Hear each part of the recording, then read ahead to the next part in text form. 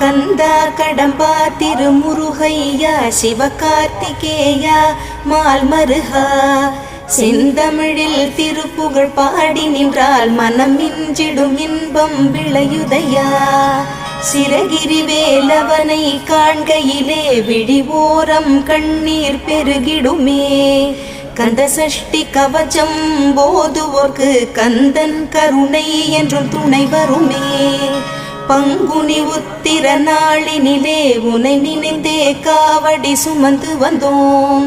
புன்னகை புரியும் ஷண்முகனே உன் சன்னதி தேடி ஓடி வந்தோம். உன் பதம் பணிவது என் தவமே, என் மனதில் நிறைந்திடும் உன்முகமே.